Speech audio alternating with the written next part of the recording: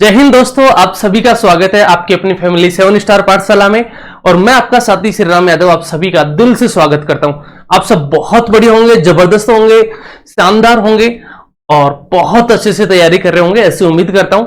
और चलिए इस बेहतरीन सेशन की शुरुआत करते हैं। इस सेशन को सबसे पहले तो अपने दोस्तों तक शेयर कर दीजिए। बहुत ही जबरदस्त, शानदार, जानदार सेशन होने वाला है और ऐसा सेशन है जो हमारी डेली लाइफ की जिंदगी से रिलेटेड है, हमारी डेली लाइफ के रिलेशन से रिलेटेड है और वो टॉपिक है ब्लड रिलेशन। ब्लड रिलेशन बहुत ही प्यारा सा टॉपिक है। अगर एग्जाम के पॉइंट ऑफ व्यू से मैं बात करूं, एग्जाम के पॉइंट ऑफ व्यू से अगर मैं बात करूंगा तो इसमें बहुत सारे क्वेश्चन हर एग्जाम में, चाहे कोई भी एग्जाम हो जिसने रीजनिंग का सिलेबस दिया हुआ हो, कम से कम 2 क्वेश्चन और ज्यादा से कई बार 3 क्वेश्चन 4 क्वेश्चन तक भी चैप्टर से पूछे जाते हैं। चाहे अगर मैं छोटी एग्जाम की बात करूं, अगर चाहे आप एसएससी जीडी ले लें, यहां से लगभग 2 क्वेश्चन मिलने वाले हैं। आप एसएससी का कोई भी एग्जाम, सीजीएल है, सीएचएसएल है, सीपीओ है, फेज है या फिर कोई और एग्जाम है, एमटीएस है या फिर रेलवे की एग्जाम है या स्टेट पुलिस वगैरह, स्टेट पटवार वगैरह की एग्जाम है, चाहे यूपीएससी है, हर एग्जाम में यहां से क्वेश्चन पूछे जाते हैं। लगभग कितने क्वेश्चन पूछे जाते हैं ये मान के चलो, यहां से आपको 2 क्वेश्चन मिलने वाले हैं। कितने क्वेश्चन मिलेंगे? कम से कम 2 क्वेश्चन मिलेंगे और बहुत ही प्यारा सा टॉपिक है ब्लड रिलेशन, खूनी रिश्ते। आप कहोगे सर खूनी कैसे कह सकते हो? रक्त संबंध कह दो, खूनी रिश्ते कह दो, ब्लड रिलेशन, ठीक है। अब इसमें बात कर लेते हैं कि सर होता क्या है। आप सब जानते हैं हमारे घर में क्या क्या रिलेशंस होते हैं। जैसे कोई हमारा अंकल है, कोई फादर है, कोई मदर है, कोई ग्रैंड फादर है, कोई ग्रैंड मदर है, कोई ग्रेट ग्रैंड फादर है, ठीक है, आंट है, ब्रदर है, सिस्टर्स है, कजिन्स है। ये सारे क्या है, ये रिलेशंस हमें आने चाहिए कि हमें नानी के साथ हमारा क्या रिलेशन है, नाना के साथ क्या रिलेशन है, जो फादर की तरफ से रिलेशन जैसे अंकल है उनके साथ हमारा क्या रिलेशन है, ठीक है, जो मदर की सिस्टर है उनके साथ क्या रिलेशन है, फादर की सिस्टर के साथ हमारा क्या रिलेशन है। ये सारे रिलेशंस हम लोगों को ऑलरेडी आते हैं। हम सब फैमिली में रहते हैं, परिवार में रहते हैं, तो ये सारे रिलेशंस हमारे ऑलरेडी होते हैं। यहां तक आप सबको अच्छी सी चीज समझ में आ रही होंगी। यहां तक हमने कुछ देखा भी नहीं। एक फैमिली ट्री ड्रॉ किया गया है, एक छोटा सा, बस कोई वो नहीं है, स्पेसिफिक नहीं है, एक हमने छोटा सा यहां डायग्राम ड्रॉ किया है। इसी तरीके का हमें आगे भी करना पड़ेगा। अब समझ लेते हैं इस चैप्टर में होता क्या है, किस तरीके से लेकर हमें चलना है। तो ब्लड रिलेशन इतना प्यारा टॉपिक है कि अगर आप करोगे ना तो बहुत मजा आएगा। और हर एग्जाम में लगभग 2 क्वेश्चन तो मान के चलो कि कम से कम 2 क्वेश्चन तो देखने को मिलेंगे। हो सकता है कोई छोटी एग्जाम हो या टॉपिक, वो एग्जाम में टॉपिक बहुत ज्यादा हो और सिलेबस में और क्वेश्चन कम आते हो तो हो सकता है 1 क्वेश्चन हो जाए, नहीं मोस्टली 2 से 3 क्वेश्चन। अगर आप एसएससी की बात करते हैं तो वहां से 2 से 3 क्वेश्चन डेफिनेटली पूछता है। हर एग्जाम में पूछता है, चाहे प्री हो या मेंस हो, सब एग्जाम में पूछता है। जिनमें 1 एग्जाम होती है वहां तो पूछता ही है, जिनमें 2-2 एग्जाम होती है वो मेंस में भी पूछे जाते हैं। चलिए बात कर लेते हैं, हम आगे चलते हैं इसमें और बात कर लेते हैं कि सर इस फैमिली ट्री को, ये ब्लड रिलेशन को समझने के लिए हमें किस किस चीजों की जरूरत है। देखो भाई, हो सकता है कोई डायग्राम इंग्लिश में बना हुआ हो, कोई हिंदी में बना हुआ हो, कोई दिक्कत नहीं है, मैं दोनों लैंग्वेज में समझाऊंगा आपको। और जहां पे आपको जरूरत हो आप फिर भी कमेंट्स में या फिर टेलीग्राम पे मैसेज कर सकते हैं, बता सकते हैं कि ये चीज नहीं आई, मैं अगले सेक्शन में उसको रिपीट कर दूंगा। देखो, ब्लड रिलेशन को समझने के लिए हमें 2 फैक्टर्स की जरूरत पड़ती है। कितने फैक्टर्स की जरूरत पड़ती है? 2 फैक्टर्स की जरूरत पड़ती है। और इन फैक्टर्स का यूज क्या करेंगे कि देखो, ब्लड रिलेशन पे हमें 3 टाइप के क्वेश्चन पूछता है। अभी मैं आपको बताऊंगा कितने टाइप के क्वेश्चन पूछता है। 3 टाइप के क्वेश्चन यहां से मोस्टली पूछे जाते हैं एग्जाम्स में। एक बनता है यहां से पजल फॉर्म का क्वेश्चन, एक बनता है कोडेड रिलेशंस और एक बनता है पॉइंटिंग फॉर्म, इशारा करने वाले क्वेश्चंस, ठीक है, परिचय वाले क्वेश्चंस कह दो, इशारे करने वाले क्वेश्चंस कह दो, पॉइंटिंग फॉर्म वाले क्वेश्चंस कह दो। तो यहां से 3 टाइप के क्वेश्चंस बनते हैं और उन तीनों टाइप में से स्पेशली 2 टाइप के क्वेश्चंस को सोल्व करने के लिए हमें जरूरत पड़ती है एक फैमिली ट्री की। जैसे हमारा फैमिली है, हमारे फैमिली में सबसे टॉप पे कौन होते हैं? अगर हमारे ग्रैंडफादर है तो ग्रैंडफादर, उसके नीचे फिर फादर, फादर के नीचे फादर के जो भी सन और डॉटर हैं वो आ जाते हैं, तो एक फैमिली ट्री बन जाता है। इसी तरीके से हमें इसकी जो पजल फॉर्म के क्वेश्चन है और कोडेड इक्वेशन है उनको सोल्व करने के लिए भी हमें एक फैमिली ट्री की जरूरत पड़ेगी और उसके लिए हमें 2 फैक्टर्स की नीड होती है। एक होता है जनरेशन गैप, पीढ़ियों का अंतर या जनरेशन कह दो, और दूसरा होता है जेंडर। ठीक है, अब देख लो यहां पे आपके सामने एक फिगर बना हुआ है, ब्लॉक डायग्राम बना हुआ है। कितने फैक्टर्स की नीड है हमें यहां पे? तो आप कहोगे सर 2 फैक्टर्स की नीड है, और इन 2 फैक्टर्स में से एक है हमारा जनरेशन और दूसरा है हमारा जेंडर। क्लियर? जेंडर में हमारे पास 2 ही टाइप के जेंडर होते हैं, ठीक है, एक मेल और दूसरा फीमेल। अगर कहीं पे भी क्वेश्चन में हमारे पास मेल कैंडिडेट आ रहा है तो उसको हम डिनोट करेंगे ट्राइंगल से। किससे डिनोट करेंगे? ट्राइंगल से। अगर फीमेल कैंडिडेट आ रहा है तो उसको हम डिनोट करेंगे सर्किल से। क्लियर? ये कैसे यूज करेंगे मैं आपको क्वेश्चन जब कराऊंगा तो आपको बता दूंगा, कोई दिक्कत नहीं है। फिर जनरेशन आती है। अब जनरेशन में क्या होता है? मतलब पीढ़ियां होती हैं। जनरेशन का मतलब क्या है? पीढ़ियां होती हैं। पीढ़ियां कैसे आप सब समझते होंगे। जैसे मान लो हमारे घर की बात करें तो घर में जैसे एक सिंपल सा एग्जांपल लेते हैं। जैसे हमारे घर में किसी का भी कोई इनविटेशन कार्ड आता है, कोई इनविटेशन किसी के मैरिज वगैरह का या किसी भी टाइप का कोई इनविटेशन कार्ड आता है, उसमें सबसे पहले नाम किसका लिखा रहता है? आपका, मेरा, या फिर हमारे जो फादर ग्रैंडफादर है उनका। तो आप कहेंगे सर आपका मेरा तो कोई नहीं लिखता, हमारे को कोई नहीं पूछता भाई, हमारे जो ग्रैंडफादर है तो ग्रैंडफादर का नाम लिखा हुआ आएगा और उसके बाद में फादर का। हमारा नाम तब आ सकता है रेयरली जब कोई हमारे फ्रेंड हमें ही जानते हो, तब हो सकता है ये कोई हमारे फ्रेंड ने नाम लिखा हो, तब हमारे पास हमारे नाम से कार्ड आ सकता है। नहीं तो मोस्टली जो कार्ड आता है वो आता है हमारे ग्रैंडफादर और फादर के नेम से। इसका मतलब ये है कि जो बड़े हैं वो सबसे टॉप पे होंगे, उसके बाद में उनसे छोटे, उसके बाद में उनसे छोटे। इस तरीके से एक जनरेशन चलती है। तो यहां पे देखो सबसे पहले नाम दिया हुआ है ग्रैंडफादर। किसका नाम दिया हुआ है? ग्रैंडफादर और ग्रैंडमदर।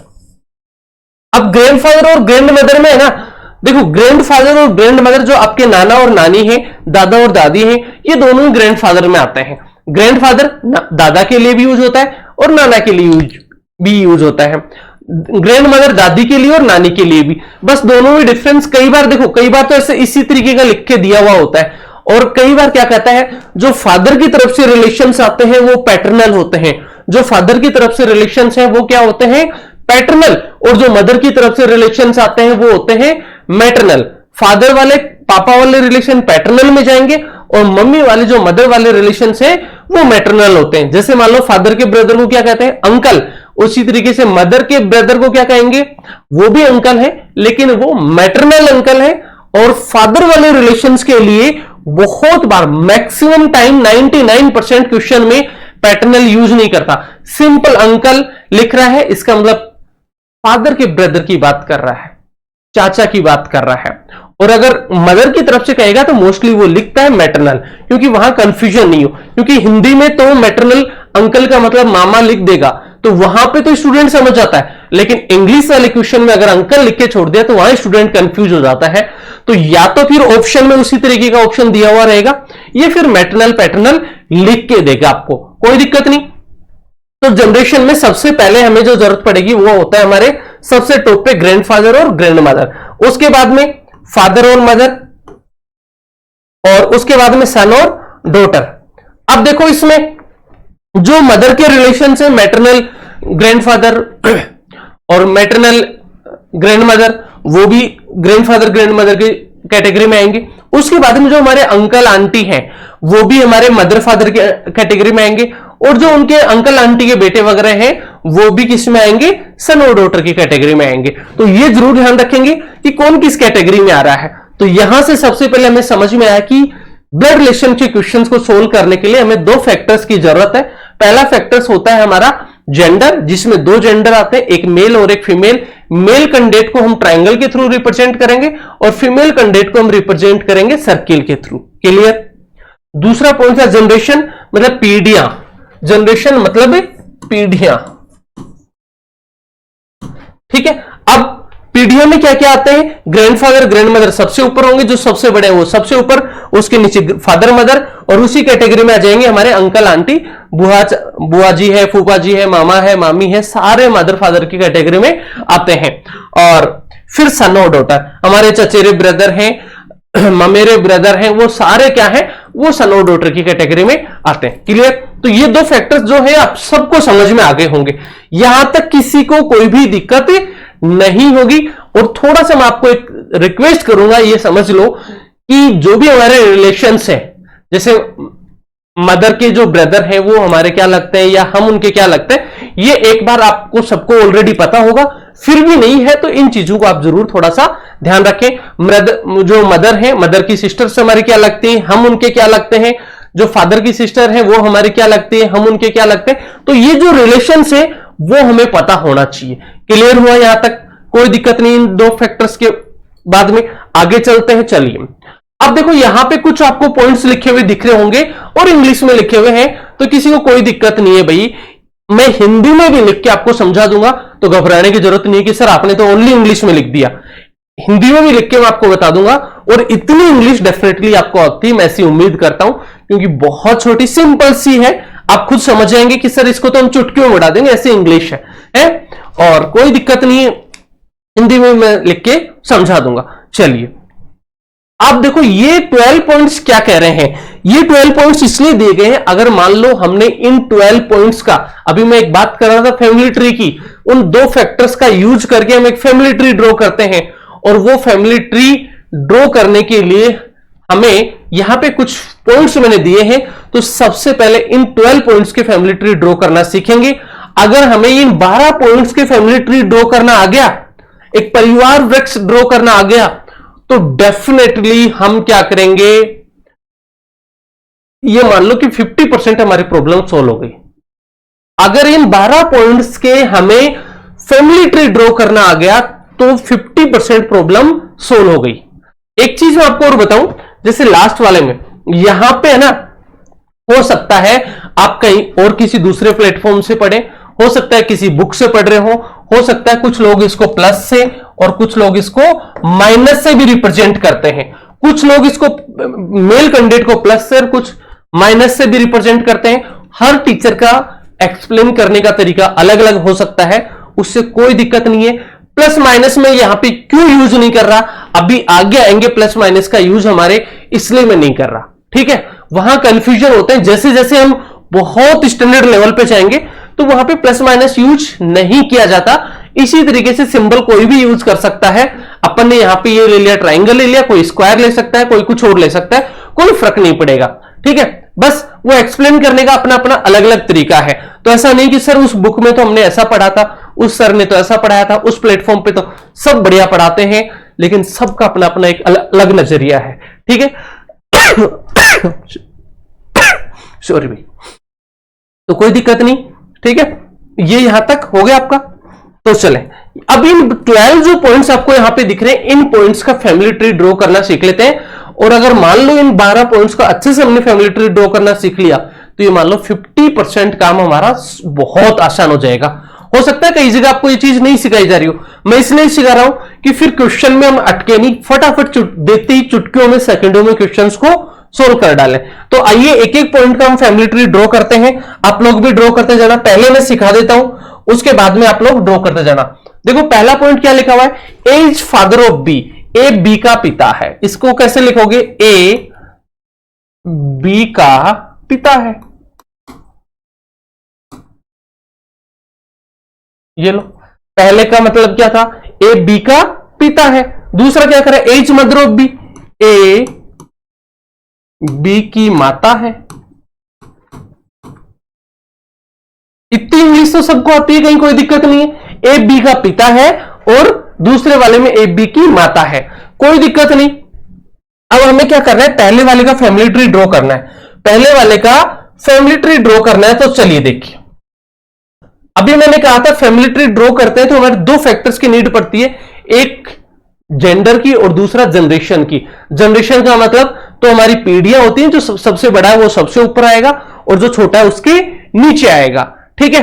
और जेंडर में मेल और फीमेल, इन दोनों चीजों का ध्यान रखना है। अब यहां पे पहले पॉइंट में आप ये बताएंगे कि मेल कैंडिडेट कौन है, किसका पता है। और मेरे भाई एक चीज और ध्यान रखोगे, जहां पे अगर मान लो क्वेश्चन में आपको जिस कैंडिडेट का जेंडर पता चल गया उसको तो रिप्रेजेंट कर दोगे, और जिस कैंडिडेट का आपको जेंडर नहीं पता चले तो वहां पे आप ब्लैंक छोड़ दोगे, कोई जरूरी नहीं है। वहां पे आप क्या करोगे, ब्लैंक छोड़ दोगे, उसके ना तो सर्किल लगाओगे और ना ही ट्राइंगल लगाओगे। क्लियर, कोई दिक्कत नहीं है। तो देखो यहां पे पहले वाले पॉइंट में हमें क्या पता चल रहा है, ए बी का पिता है।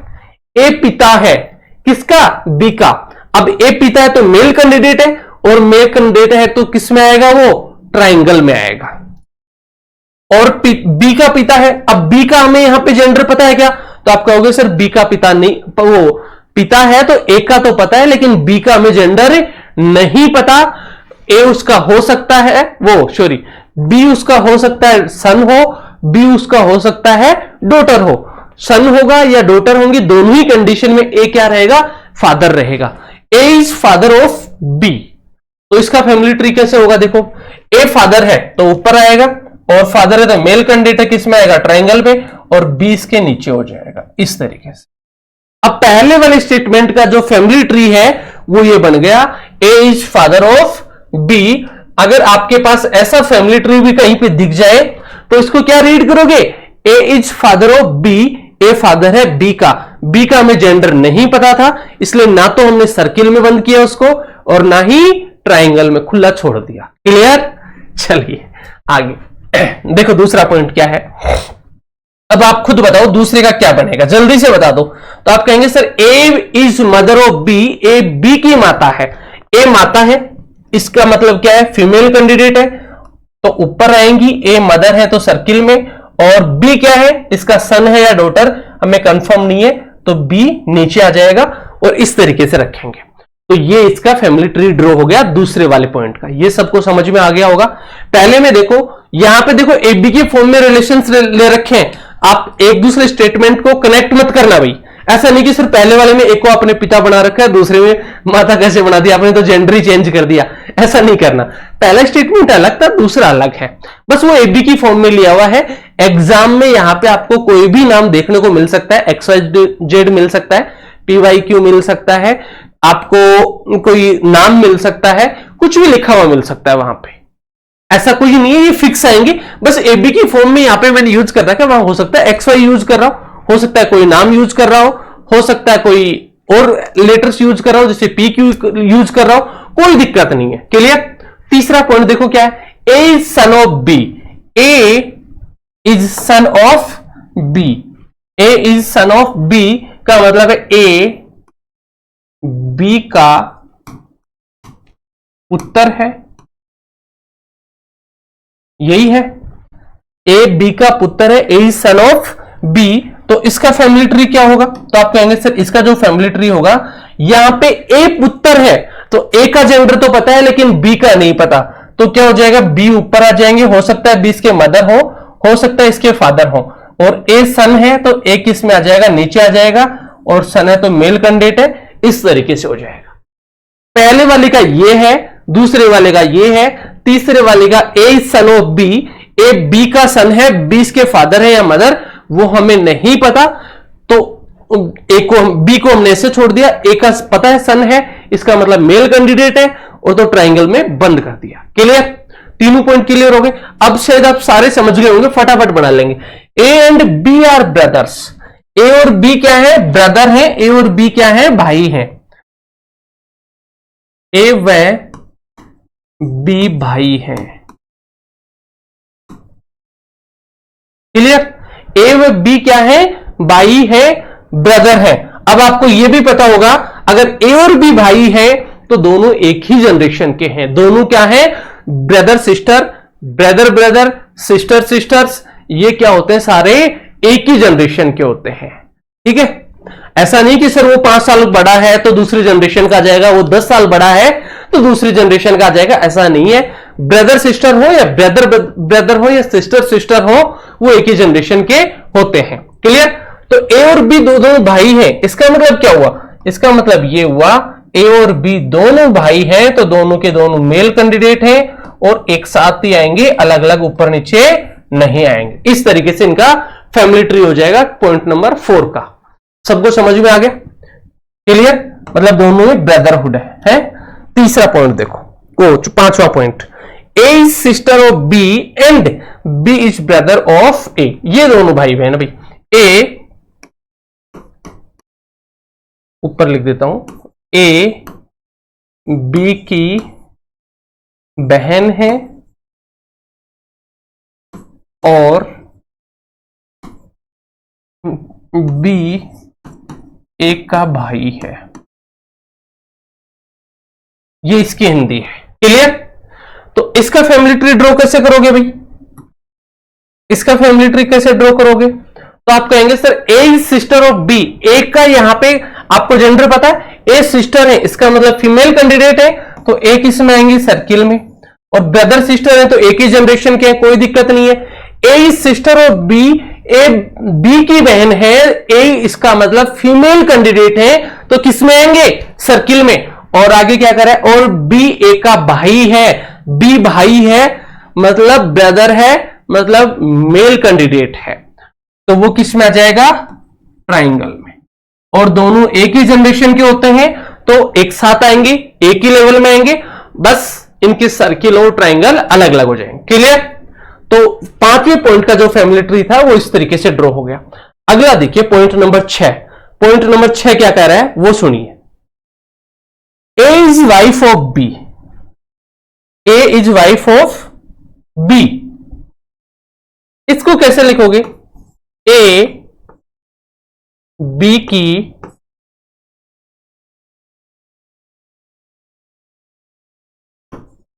ए बी की पत्नी है। देखो भाई हिंदी पे मत जाना, हिंदी सही है या नहीं, क्योंकि ना तो मैं हिंदी का टीचर हूं ना ही मैं इंग्लिश का, ठीक है? तो लैंग्वेज पे मत जाना भाई। मैथ्स और रीजनिंग वाले टीचर को ना तो हिंदी आती है और ना ही इंग्लिश आती है, तो ग्रामेटिकल मिस्टेक पे मत जाना। कहीं अगर गलती हो जाए कि सर ये तो आपने एरर कर दी, तो उस पे मत जाना है। तो ए बी की पत्नी है, यहां से आपको पता चल रहा है क्या भाई कौन मेल है कौन फीमेल है? बताओ जल्दी से फटाफट एक बार कमेंट भी जरूर करना अगर आप पूरा वीडियो देखना है, और यहां पे बताना है ए और बी में कौन मेल है कौन फीमेल है। मैक्सिमम को समझ में आ गया होगा, मैं ऐसी उम्मीद करता हूं। ए बी की पत्नी है, इसका मतलब ए वाइफ है किसकी? बी की, तो ए फीमेल कैंडिडेट है। और बी कौन है भाई? बी कौन है जल्दी से बताओ एक बार। तो आप कहोगे सर ए बी की पत्नी है, तो डेफिनेटली बी उसके पति होंगे, हस्बैंड होंगे। तो यहां से हमें पता चल गया ए फीमेल है सर्किल में आएंगे और बी मेल कैंडिडेट है किस में आएंगे? ट्राइंगल में। अब चलो दूसरा सा छोटा सा क्वेश्चन और, क्या हस्बैंड वाइफ भी एक ही कैटेगरी के होते हैं क्या? क्या हस्बैंड वाइफ एक ही कैटेगरी के होते हैं क्या? जल्दी से बताओ क्या होना चाहिए? ऐसा तो नहीं कि हस्बैंड वाइफ, देखो वाइफ दूसरे फैमिली से आती है, हस्बैंड दूसरे फैमिली से आता है, अलग अलग जनरेशन के हो, ऐसा तो नहीं है। देखो कई बार जब ऑफलाइन में पढ़ा रहे होते हैं ना या लाइव में पढ़ा रहे होते हैं तो बहुत सारे बच्चों का कमेंट आ जाता है कि नहीं सर अलग अलग जनरेशन होती है। देखो हस्बैंड वाइफ दोनों एक ही जनरेशन के होते हैं, हस्बैंड वाइफ दोनों एक ही जनरेशन के होते हैं, उनमें एज गैप चाहे कितना ही हो, ऐसे मत कर देना सर। देखो उसके जैसे वो है प्रियंका चोपड़ा है और उसके हस्बैंड में, उनमें तो सर 10 15 साल का गैप है, तो वो तो अलग जनरेशन होनी चाहिए। नहीं भाई, हस्बैंड वाइफ में चाहे 25 साल का गैप हो उनकी एज में, ठीक है, उनकी एज में चाहे 10 साल का गैप हो, उनकी एज में चाहे 50 साल का गैप हो, क्योंकि आजकल तो ऐसा भी होता है कि कोई मेल है वो 30 साल 70 साल का है और 30 साल की लड़की से शादी कर रहा है, या 30-32 साल की लड़की है और कोई 60-65 साल के लड़के से शादी कर रही है, मतलब लड़का तो क्या कहोगे बुढ़े से शादी कर रही है। ये हो सकता है, इसमें कोई बड़ी बात नहीं है आज की दुनिया में, लेकिन यहां पे ऐसा नहीं होता। हस्बैंड वाइफ में एज गैप कितना ही हो वो दोनों एक ही जनरेशन के कहलाएंगे, चाहे 50 साल का ही एज गैप क्यों ना हो कोई फर्क नहीं पड़ता।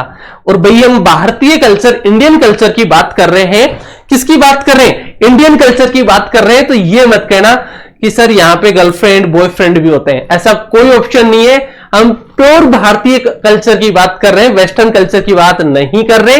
तो यहां ना कोई किसी का गर्लफ्रेंड होगा ना कोई किसी के बॉयफ्रेंड होगा, ऐसा कोई क्वेश्चन एग्जाम में नहीं पूछा जाता। तो ये क्वेश्चन दिमाग में हो तो निकाल देना, ठीक है? क्लियर? तो यहां पे आपको पता चल गया हस्बैंड वाइफ एक ही जनरेशन के होते हैं, दोनों का हमें जेंडर भी पता चल गया। ए वाइफ है इसका मतलब किस में आएंगे? ए वाइफ है तो ये सर्किल में आएंगे, और बी हस्बैंड है तो ये क्या आएंगे? ट्राइंगल में।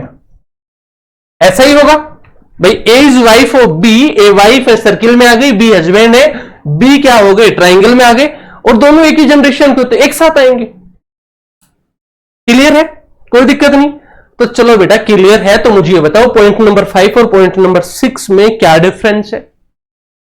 पॉइंट नंबर 5 और पॉइंट नंबर 6 में क्या डिफरेंस है, ये बता दो मुझे। तो आप कहोगे सर दोनों को देखने पर तो एक जैसे फैमिली ट्री है, ये तो गड़बड़ हो गया मामला है, तुम तो रिश्ते खराब कर दोगे किसी के, तो ऐसे कैसे हो सकता है? भाई ऐसा नहीं होता। देखो क्या करना है, अगर हस्बैंड वाइफ है तो दोनों के बीच में क्या होगा, देखो हस्बैंड किसी और फैमिली से है, वाइफ किसी और फैमिली से है, ठीक है, तो दोनों अलग अलग फैमिलियां हैं, जब दोनों फैमिलियां कनेक्ट होती हैं तब दोनों के बीच में हस्बैंड वाइफ का रिश्ता बनता है, तब शादी होती है। दो अलग अलग दूर दूर की फैमिलियां हैं, वो मिलती हैं, ठीक है, जुड़ती हैं, तब एक दूसरे की शादियां फिक्स होती हैं, ठीक है। तो हस्बैंड वाइफ के बीच में एक कनेक्टर के रूप में हम प्लस का साइन यूज करेंगे, हस्बैंड वाइफ के बीच में एक कनेक्टर के रूप में हम प्लस का साइन यूज में करेंगे। कनेक्टर के रूप में ऐड करने के लिए दो फैमिलियों के लिए हमें एक कनेक्टर चाहिए, वो है प्लस, इसलिए हम मेल और फीमेल के लिए प्लस माइनस यूज नहीं कर रहे हैं। तो हस्बैंड वाइफ का जहां पे भी फैमिली ट्री में यूज हो, पता चले कि ये कपल है, ठीक है, तो ए प्लस बी ही दोनों के बीच में, या नाम कोई भी हो सकता है, दोनों के बीच में कनेक्टर प्लस का साइन लगाना बिल्कुल नहीं भूलना है, नहीं तो ब्रदर सिस्टर पढ़ लोगे, क्वेश्चन गलत हो जाएगा, क्वेश्चन भी गलत, रिलेशन भी खत्म, ऐसा मत कर देना। जो ब्रदर सिस्टर है उनके बीच में कनेक्टर क्यों नहीं लगता, क्योंकि ब्रदर सिस्टर दोनों मेरे भाई एक ही फैमिली के होते हैं, ऑलरेडी कनेक्टेड होते हैं, एक ही मदर फादर की संतान होते हैं, इसलिए वो ऑलरेडी कनेक्टेड होते हैं, उनमें ब्लड रिलेशन होता है। लेकिन हस्बैंड वाइफ में ब्लड रिलेशन नहीं होता, दो अलग अलग फैमिलियां होती हैं, इसलिए कनेक्टर के रूप में प्लस का साइन लगाते हैं, ठीक है। अब दोनों अलग अलग समझ में आ गए, इनको देखते कह दो कि सर ये हस्बैंड वाइफ है, ये ब्रदर सिस्टर है। जो डाउट था वो क्लियर हो गया होगा सबको, ये 6 पॉइंट सब कैसे से क्लियर हो गए होंगे। अब आगे वाले पॉइंट्स का तो फटाफट आप लोग बना सकते हो। A is paternal uncle of B, A paternal uncle है, मतलब ए बी के चाचा हैं, क्या है, A is paternal uncle, A is paternal uncle, A B के चाचा है,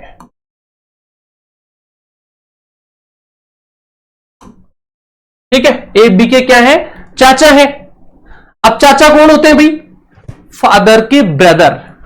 तो देखो इसका फैमिली ट्री कैसे बनाओगे, यहां पे बना रहा हूं मैं, ए बी के चाचा है, तो देखो बी के चाचा कैसे आ सकते हैं, तो पहले बी के फादर होंगे और फादर के जो ब्रदर हैं वो कौन होंगे, बी के चाचा होंगे। ऐसे मत बना देना, इस तरीके से मत बना देना, ये गलत हो जाएगा भाई, ये ए बी के फादर हो जाएंगे, ऐसा नहीं बनाना। आप ये मत सोच लेना कि सर बी से तो बड़े हैं, बी उनकी जो चाचा है उनकी जो कैटेगरी है फादर की कैटेगरी में आती है, तो ऊपर रखेंगे, ऊपर तो आएगा लेकिन इस तरीके से नहीं बनेगा।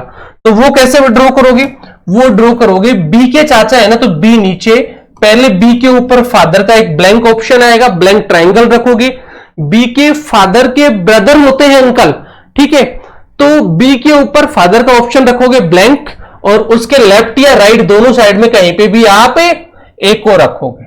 अब जो ए है वो बी के चाचा बन गए भाई साहब, तो ए के बी के चाचा ए को इस तरीके से रिप्रेजेंट करोगे, ए बी के चाचा है, तो बी के ऊपर पहले फादर का ब्लैंक ट्राइंगल और उसके लेफ्ट या राइट में उनके ब्रदर रखेंगे, वो बी के क्या हो जाएंगे, चाचा हो जाएंगे। इस तरीके से ड्रॉ करोगे, गलती नहीं करनी है। ये ब्लैंक किसके लिए रखा है, फादर के लिए, क्योंकि फादर के ब्रदर ही अंकल होते हैं, और यह पैटर्नल अंकल की बात कर रहा है, मतलब वो फादर के ब्रदर हैं, तो इस तरीके से ही ड्रॉ करोगे। अगर यह ब्लैंक वाले की जगह ए रख दिया तो वो फादर बन जाएंगे, चाचा नहीं बनेंगे। क्लियर, चलो अगला पॉइंट देखो, अगला पॉइंट क्या कह रहा है, A is maternal uncle of B, A B के मामा है।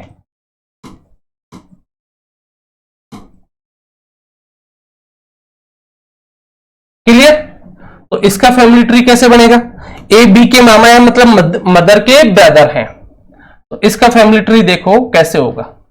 इसका फैमिली ट्री आप ड्रॉ करोगे, पहले क्या होंगे, बी के मामा बनाना है, तो पहले बी की मदर आएंगी, कौन आएंगी, बी की मदर आएंगी, मदर के लिए से छोड़ोगे जैसे फादर के लिए छोड़ा, क्योंकि मदर फीमेल कैंडिडेट है, और मदर के ब्रदर है वो लेफ्ट और राइट में मदर के रख दोगे, तो वो क्या हो जाएंगे, मदर के ब्रदर हो जाएंगे। अब देखो ए है बी के मामा बन चुके हैं, इस तरीके से करोगे। फादर वाले में जहां चाचा है, चाचा के लिए फादर की जगह पहले छोड़ोगे, फिर चाचा को लेफ्ट राइट में रखोगे, और जब मामा है तो पहले बी के ऊपर मदर का सर्किल आएगा, उसके लेफ्ट राइट में उसके मामा आ जाएंगे। क्लियर? अगला पॉइंट है, देखो पॉइंट नंबर 9। अभी क्वेश्चन 10 करने वाले हैं थोड़ी देर में, थोड़ी देर पेशेंस, और ये सीख लिया तो हमारा काम बहुत इजी हो जाएगा, पूरा चैप्टर इजी हो जाएगा, हवा में उड़ाओगे फिर। A is grandfather of B, A B के क्या है? ग्रैंडफादर है, मतलब ए बी के दादा है, ए बी के दादा है। बिल्कुल बेसिक से लेके चल रहे हैं, जिसने पहली बार पढ़ा है उसको भी समझ में आएगा, जो दूसरी बार पढ़ा है उसको भी समझ में आ जाएगा। बस अगर मान लो आपको यह है कि सर मेरे को आ रहा है, तो आप स्पीड बढ़ा के जल्दी से देख लेना, ठीक है। तो ए बी के दादा, ये इसका मतलब ये है। तो देखो पॉइंट नंबर 9 का फैमिली ट्री यहां पे बना रहा हूं मैं, पॉइंट नंबर 9 का फैमिली ट्री यहां पे बना रहा हूं।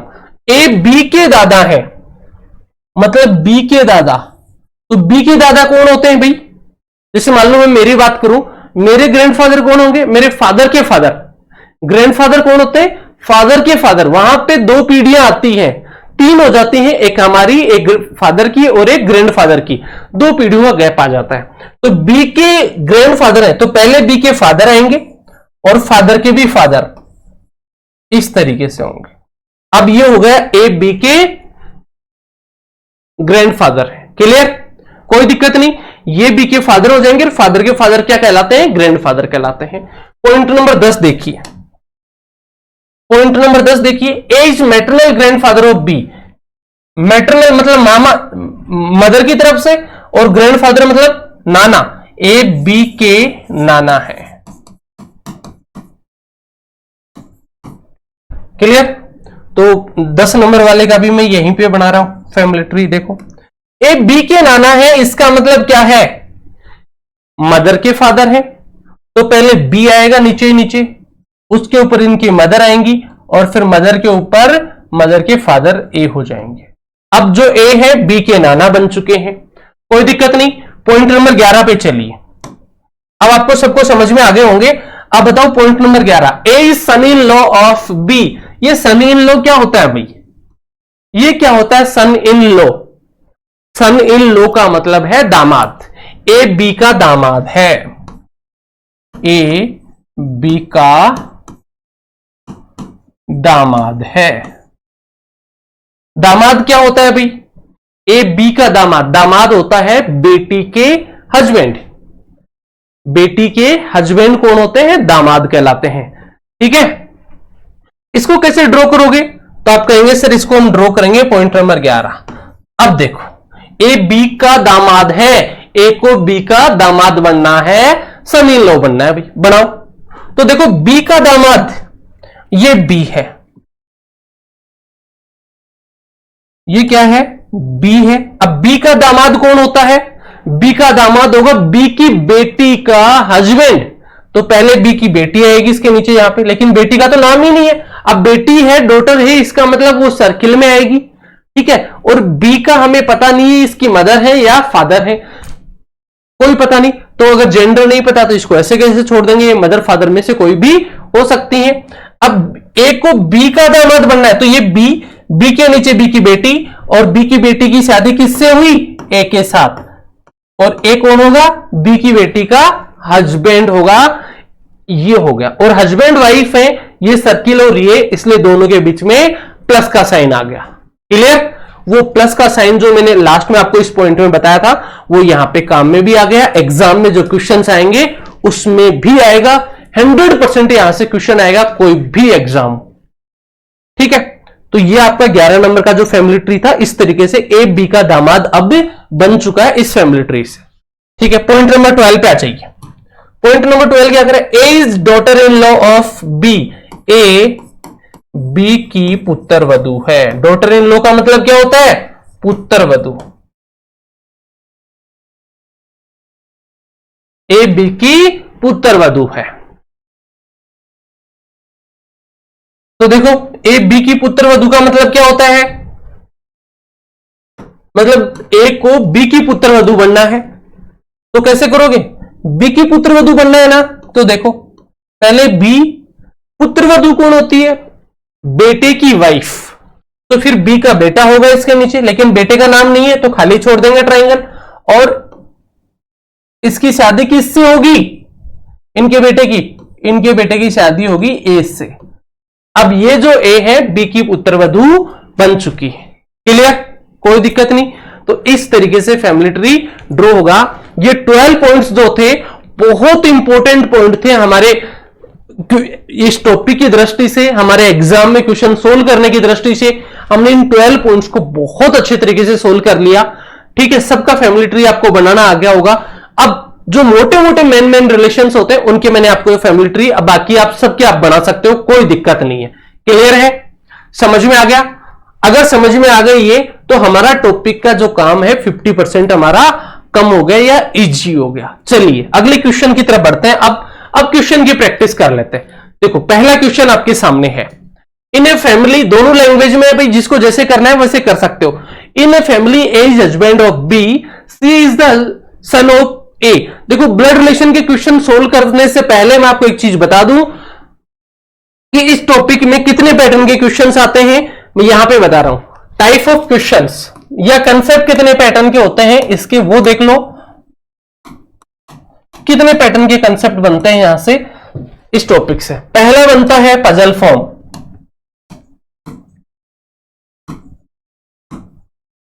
जिसको हम पहेली कहते हैं। क्या कहते हैं? पहेली कहते हैं। पहला बनता है हमारा पजल फॉर्म। पजल फॉर्म के क्वेश्चंस आते हैं, पहेली की फॉर्म में आते हैं। दूसरा हमारा यहां से जो आता है वो आता है कोडेड ब्लड रिलेशंस।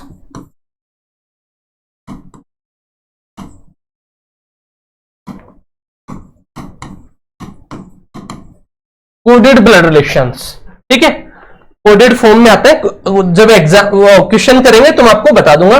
तो दूसरा हो गया कोडेड वाला। तीसरा जो हमारा यहां पे आता है वो है पॉइंटिंग फॉर्म।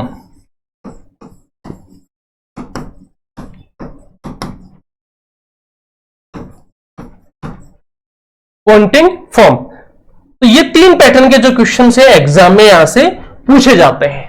ये 3 कंसेप्ट समझ लो या 3 पैटर्न के क्वेश्चन समझ लो। क्लियर?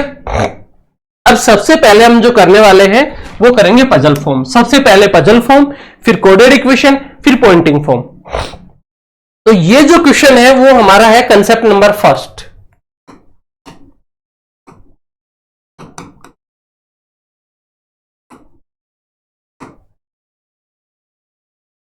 पजल फॉर्म का क्वेश्चन है। क्लियर? यहां पे एक पजल दी हुई है।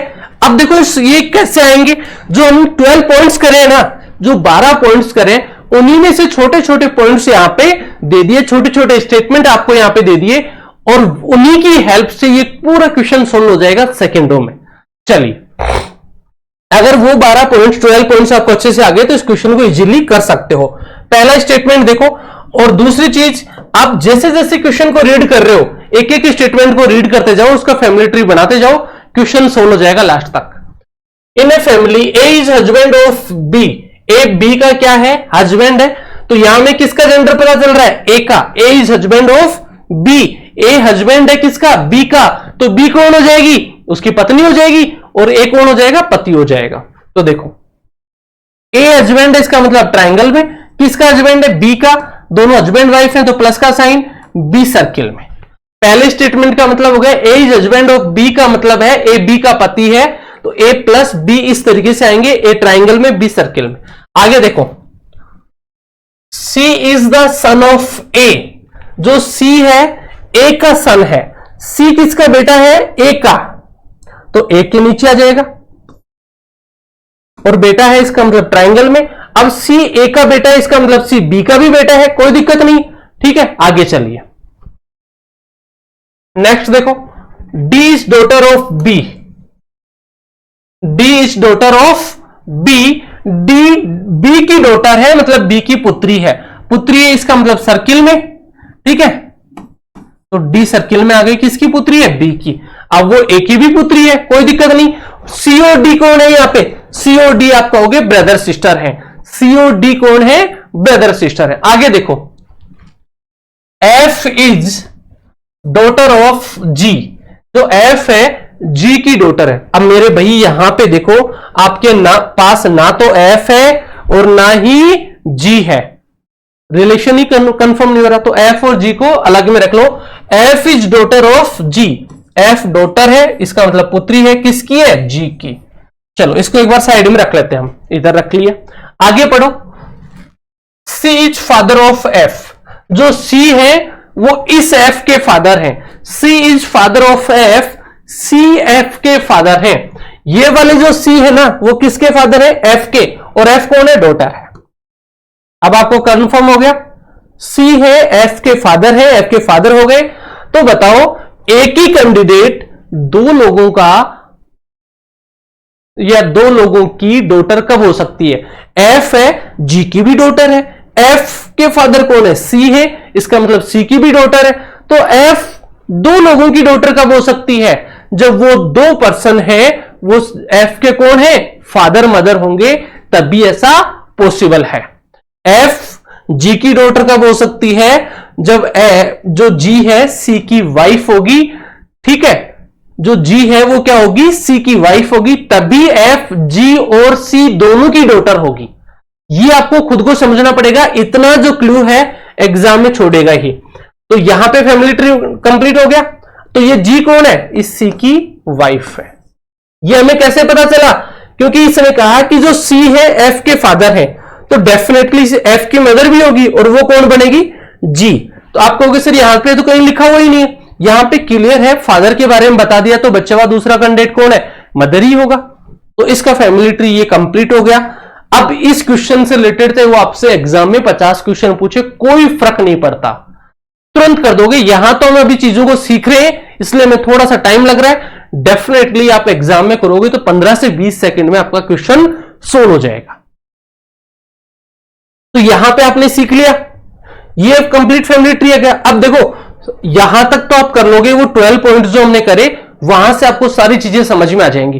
लेकिन सबसे बड़ी जो दिक्कत आएगी, कई बार स्टूडेंट्स को क्वेश्चन में आती है, क्वेश्चन में हम समझ नहीं पाते कि पूछना क्या चाह रहा है, किससे रिलेशन पूछना चाह रहा है। तो देखो यहां पे लिखा, how is A related of F, how is A related of F, A का एफ से क्या संबंध है, ये पूछा गया। ए का एफ से क्या संबंध है?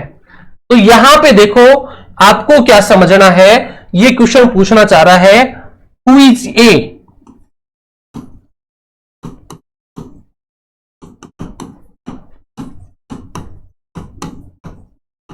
ये पूछना चाह रहा है, हु इज ए का एफ से क्या संबंध है। आपको ध्यान रखना है क्वेश्चन में क्या पूछना चाह रहा है। सबसे मेन दिक्कत यही है, हम कई बार एफ की तरफ से बता देंगे ना तो आंसर गलत हो जाएगा। क्वेश्चन ये पूछना चाह रहा है जिसके साथ रिलेटेड जुड़ा हुआ है, जिसके बाद में, या फिर जिसके बाद में का जुड़ा हुआ है, जिसके बाद में का जुड़ा हुआ है हिंदी में, और जिसके बाद इंग्लिश में रिलेटेड जिसके बाद में जुड़ा हुआ है, इसका मतलब उसी के बारे में पूछना चाह रहा है कि वह कौन है। तो यहां पे ये पूछना चाह रहा था, इस क्वेश्चन का मतलब ये है कि हु इज ए कौन है, ये बताना है। किसका? एफ का। ए एफ का क्या लगता है? तो देखो ए है, इस एफ का क्या लगेगा? तो वही एफ का फादर सी है और सी का फादर कौन है? ए। तो ए कौन हो गया एफ का? तो आप कहेंगे ग्रैंडफादर। ए एफ का कौन है? ग्रैंडफादर। और यही तो पूछ रहा है, who is a is grandfather of F. Who is a is grandfather of F. A F का दादा है। ऑप्शंस में देखो, तो फादर होगा क्या? नहीं होगा। पैटर्नल ग्रैंडफादर बिल्कुल सही है, मैटरनल ग्रैंडफादर नहीं, सन नहीं। आंसर हो जाएगा पैटर्नल ग्रैंडफादर, पैतृक दादा है। समझ में आ गया क्या सभी को? ये क्वेश्चन सबको अच्छे समझ में आ गया होगा। इन पजल्स को हमने सोल्व किया, जो हमने अभी 12 पॉइंट्स देखे थे, इन पॉइंट्स की हेल्प से। और यहां पे फिर हमने इस क्वेश्चन में जो सबसे बड़ी प्रॉब्लम आती है स्टूडेंट्स, गलती 90% इसको सही कर लेता है स्टूडेंट, बहुत कम गलतियां करता है, लेकिन सबसे बड़ी गलती कर देता है इसमें कि फैमिली ट्री तो अच्छे से बन गया, ठीक है, फैमिली ट्री तो अच्छे से बन गया, लेकिन हम रिलेशंस बताना भूल गए कि किसका रिलेशन पूछना चाह रहा है। तो यहां मैंने क्लियर लिख दिया, जिसके बाद में रिलेटेड जुड़ा हुआ है या जिसके बाद में का जुड़ा हुआ है, उसी नाम के बारे में हमसे पूछना चाह रहा है कि वह कौन है। यहां पूछना चाह रहा था हु इज ए कौन है, तो आपने क्लियर सा आंसर दिया, ए क्या है, एफ का ज्यादा है। क्लियर, ऑप्शन बी आपका राइट आंसर हो जाए। समझ में आ गया सभी को? चलिए नेक्स्ट क्वेश्चन की तरफ बढ़ते हैं। एक और क्वेश्चन करिए, क्वेश्चन आपके सामने है।